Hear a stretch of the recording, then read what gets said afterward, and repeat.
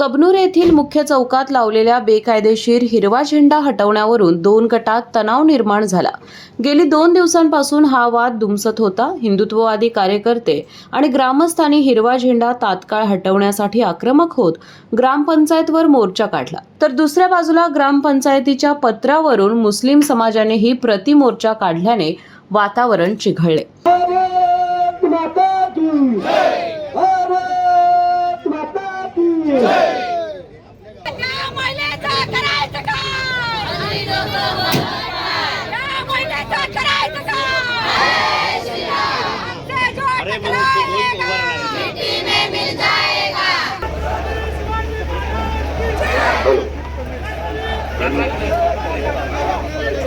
छत्रपति शिवाजी महाराज की हर जो हिंदू से टकराएगा, जो हिंदू से टकराएगा, छत्रपतींचा अपमान करणाऱ्या नालायक जहाती माणसांचा।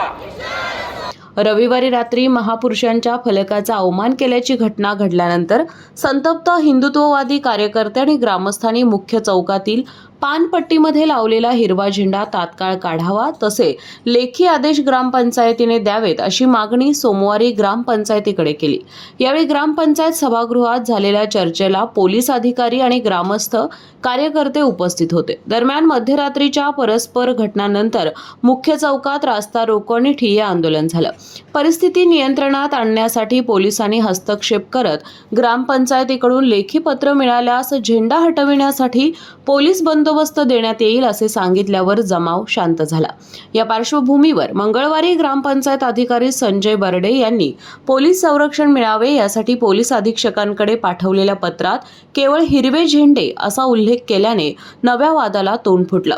या पत्रामुळे मुस्लिम समाज आक्रमक झाला। गावात भगवे आणि इतर रंगाचे झेंडे असताना फक्त हिरव्या झेंड्यावरच कारवाई का, असा सवाल उपस्थित करत मुस्लिम समाजाने ग्रामपंचायतीवर धडक मोर्चा काढला। जोपर्यंत सर्व रंगाच्या कायदेशीर आणि बेकायदेशीर झेंड्यांबाबत समान भूमिका स्पष्ट होत नाही, तोपर्यंत आंदोलन सुरू ठेवण्याची भूमिका घेतल्यानं तणावात भर पडली। पोलिसांनी हस्तक्षेप केल्यानंतर काही काळ तणाव कमी झाला।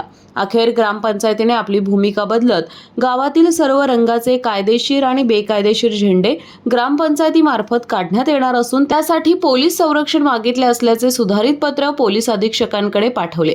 या पत्राची प्रत आंदोलकांना देण्यात आल्यानंतर वातावरण काहीसे निवळले। सकल हिंदू समाजाच्या वतीनं रविवारी घडलेल्या निंदनीय घटनेचा तीव्र निषेध नोंदवण्यात आला असून